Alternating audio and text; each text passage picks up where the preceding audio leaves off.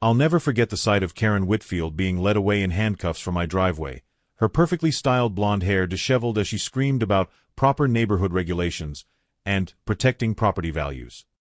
The red and blue lights from the police cruiser reflected off my garage door while my 7-year-old grandson Tommy and 5-year-old granddaughter Emma played on the lawn, blissfully unaware they had been the catalyst for the most dramatic Tuesday afternoon our quiet cul-de-sac had ever witnessed. It had all started 3 weeks earlier when I received the best news I'd heard in months. My daughter Rachel was bringing the kids for a long weekend visit. As a retired Air Force veteran living alone in the suburbs of Oakwood Hills, these visits were the highlights of my year. I immediately began preparing, converting the guest room into a wonderland with the bunk beds I'd bought specifically for their stays, stocking the pantry with their favorite snacks, and even installing a new swing set in the backyard. That's when my doorbell rang at exactly 8:30 on a Saturday morning. Standing there in her trademark purple HOA President blazer was Karen Whitfield, clipboard in hand and lips pursed like she'd been sucking on lemons. She didn't even wait for me to fully open the door before launching into her tirade. "Mr. Thompson," she said in that nasally voice that could peel paint, "I've been informed you're planning to have children stay at your residence next weekend." I blinked, coffee mug still in hand. "Good morning to you too, Karen. Yes, my grandchildren are visiting. Is there a problem?" She thrust a piece of paper at me with such force I had to step back. According to new HOA Policy 7-3-B, implemented last Tuesday, no children under the age of 12 are permitted to stay overnight in our community without prior board approval. This is to maintain the peaceful adult-oriented atmosphere our residents have come to expect. The absurdity of her statement nearly made me laugh out loud.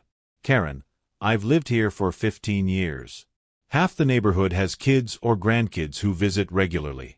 What are you talking about?" Her eyes narrowed behind her rhinestone-studded glasses. "Times change, Mr. Thompson. We've had complaints about noise, property damage, and decreased home values associated with child visitors. The board voted unanimously." "The board?" I repeated slowly. "You mean you, your husband Bob, and your friend Linda from the garden club?" She straightened her shoulders, making her HOA President badge glint in the morning sun. "We represent the interests of all homeowners. You have 72 hours to cancel your visit or face fines starting at $500 per day."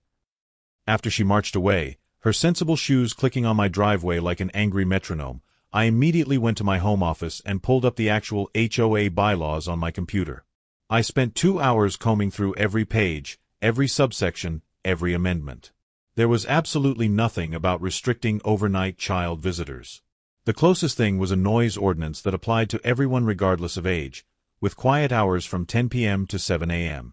The next morning, I found another notice taped to my door, this time on official-looking letterhead that I suspected Karen had made herself at the local print shop. It reiterated the new policy, and added that I was now on probation for failure to comply with HOA directives. By Tuesday, she had escalated to sending emails to our neighborhood distribution list, asking residents to be vigilant about unauthorized child visitors, and to report any suspicious minors to her directly. My neighbor George caught me getting my mail and shook his head. "That woman's gone power mad," he muttered. "She tried to tell me my 10-year-old nephew couldn't help me wash my car last Sunday. Said it violated child labor laws. Can you believe it?" Similar stories emerged from around the neighborhood. Karen had apparently decided that Oakwood Hills should be an adults-only community, despite it never being designated as such in many residents specifically choosing it for its family-friendly atmosphere and excellent schools. I called my daughter Rachel that evening to give her a heads-up about the situation. She listened quietly as I explained Karen's threats and fake policies. When I finished, there was a pause before she spoke. "Dad, don't cancel anything. We'll be there Friday as planned. And maybe don't mention to anyone what I do for a living just yet." There was something in her tone that made me smile. My daughter, the Honorable Judge Rachel Thompson Martinez of the Third Circuit Court, had that same tone when she was about to deliver a particularly decisive ruling. Friday arrived with perfect spring weather. I was setting up the grill for dinner when Rachel's SUV pulled into my driveway. The kids burst out like tiny tornadoes, immediately running to hug me while Rachel grabbed their bags. We had barely gotten everything inside when I heard the familiar click-clack of sensible shoes on concrete. Through the window, I watched Karen marching up my driveway, flanked by Bob and Linda, all three carrying clipboards and wearing matching purple HOA badges. The doorbell rang with the urgency of a fire alarm. I opened it to find Karen holding a stack of papers that looked like she'd raided an entire law library and photocopied random pages. "Mr. Thompson, I see you've chosen to flagrantly violate HOA policy. These children must leave immediately or I will be forced to pursue legal action." She thrust the papers at me.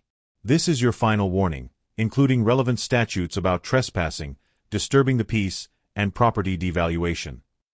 Rachel appeared beside me, having changed from her travel clothes into a simple sundress that gave no hint of her profession. "Is there a problem here?" she asked pleasantly. Karen's eyes swept over my daughter dismissively. "And you are?" "I'm his daughter, Rachel. These are my children. We're visiting for the weekend." Karen pulled out her phone and began recording. "Let the record show that on this date, Mr. Thompson and his family are in violation of HOA Policy 7-3-B. I am documenting this for legal purposes." She raised her voice, presumably for the camera. "You people think you can just ignore the rules that keep our property values high. What's next? Turning this into some kind of daycare? A playground? This is a respectable community." That's when Rachel's demeanor shifted. She stepped forward, her courtroom presence suddenly filling the doorway. "Ma'am, I need you to stop recording on my father's property without consent. I also need to see the official HOA documentation regarding this alleged policy, including the meeting minutes where it was voted on, the proper notice given to all homeowners, and the legal review that would be required for such a discriminatory regulation." Karen's face went through several shades of red. "I don't have to show you anything. I'm the HOA president." Rachel pulled out her own phone. "Actually, you do. I'm Judge Rachel Thompson Martinez of the Third Circuit Court, and what you're describing violates at least 4 federal housing laws, 2 state statutes, and multiple civil rights protections. Now, you can either provide proper documentation for your authority to ban children from visiting their grandfather, or you can leave this property immediately." The silence that followed was deafening. Bob and Linda began slowly backing away. Karen's mouth opened and closed like a fish out of water. "You're lying," she finally sputtered. "You can't be a judge. You're too young." Rachel calmly pulled out her judicial identification. "Would you like to see my credentials? Or would you prefer I call my colleague at the district attorney's office to discuss the fraudulent documents you've been distributing?" Karen tried to snatch the papers back from me. "Those aren't fraudulent. I made them myself. I mean, the HOA authorized." She stopped, realizing what she'd just admitted. Rachel was already dialing. "Yes, this is Judge Martinez. I need a unit at 473 Maple Drive. We have an individual who's been impersonating legal authority and distributing fraudulent documents." Within 10 minutes, 2 police cruisers pulled up. Officers Davis and Chen approached professionally while Karen grew increasingly agitated. "Officers, I'm the HOA president. I have every right to enforce neighborhood rules." Officer Davis examined the papers Karen had brought. "Ma'am, these aren't legal documents. This looks like random pages from various law books mixed with something you typed up yourself." "I need to see the actual HOA bylaws and any amendments," Officer Chen added. Karen clutched her clipboard to her chest. "They're at my house. But I don't have to show you anything without a warrant." Rachel interjected calmly. "Actually, if she's claiming legal authority to restrict access to private property and levy fines, she does need to provide documentation of that authority when requested by law enforcement." Karen spun toward the gathering crowd of neighbors. "You all know me. Tell them about the new policy. Tell them about protecting our property values." But the neighbors remained silent, many recording the scene on their phones. George actually chuckled. "Karen, the only policy you've talked about is one you made up last week." The officers asked Karen for identification. She fumbled in her purse, dropping it and spilling its contents across my lawn. As she scrambled to collect everything, she began shouting. "This is harassment. I'm being targeted for trying to maintain standards. Those children shouldn't be here. This is an adult community." "Ma'am, please calm down," Officer Davis said. "We need to verify your identity and your actual authority regarding these HOA claims." Karen jumped to her feet, papers flying everywhere. "I don't have to calm down. I know my rights." She jabbed her finger at Rachel. "This supposed judge is probably fake too. They're all in on it. They're trying to turn our neighborhood into a circus." When Officer Chen stepped forward to help collect the scattered papers, Karen shoved his hand away. "Don't touch my property. I'll sue all of you." That was the moment everything escalated beyond return. Officer Davis immediately moved to restrain her. "Ma'am, you just assaulted an officer. Please put your hands behind your back." The next few minutes were a blur of Karen screaming about conspiracies, property values, and her rights while being placed in handcuffs. She kicked at Officer Chen, resulting in an additional charge. As they led her to the cruiser, she screamed at the gathered neighbors. "You'll all regret this when your property values plummet. When children are running wild in the streets. When I get out, you'll all be fined."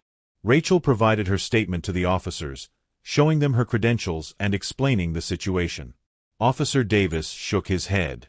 "We've seen an uptick in HOA fraud lately. People thinking they have more authority than they actually do." She's looking at charges for impersonating legal authority, fraud, harassment, assault on an officer, and trespassing. As the cruisers pulled away with Karen still ranting in the back seat, the neighbors began dispersing. Several stopped to apologize to me and thank Rachel. "She's been terrorizing us for months," Linda admitted, having distanced herself from her former friend. "Last month she tried to fine the Johnsons for having their daughter's graduation party. Said it exceeded the maximum number of allowed guests." George clapped me on the shoulder. About time someone stood up to her. "My wife's been documenting all her made-up rules. We've got a folder an inch thick." More neighbors shared similar stories. Karen had apparently been on a power trip for the better part of a year, making up increasingly absurd rules and threatening fines she had no authority to impose. Rachel gathered contact information from several neighbors willing to provide statements. "The HOA is going to need a complete overhaul," she said. "And everyone who received fraudulent fines should get their money back." It turned out Karen had collected nearly $12,000 in fake fines over the past 8 months, money she claimed went to HOA improvements, but couldn't account for. 3 weeks later, I received a call from the district attorney's office. Karen had been formally charged with multiple felonies. The fraud charges alone carried up to 5 years in prison, and the assault on an officer added another potential 3 years. She had hired an expensive lawyer who was trying to argue she believed she had the authority to make those rules, but the evidence was overwhelming. The investigation revealed she had used the fake fine money for personal expenses, including a cruise to the Bahamas and a new hot tub.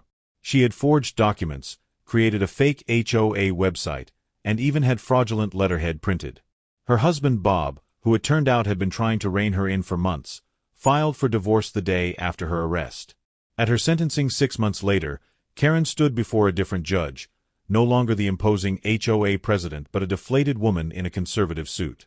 The judge sentenced her to 3 years in prison for fraud and 6 months for assault, to be served concurrently, plus 5 years probation and restitution of all fraudulently collected fines with interest. She was also permanently banned from serving on any HOA board. When the sentence was read, Karen collapsed into her chair, sobbing about how she just wanted to keep the neighborhood nice. The judge reminded her that fraud and assault were not acceptable methods of neighborhood improvement.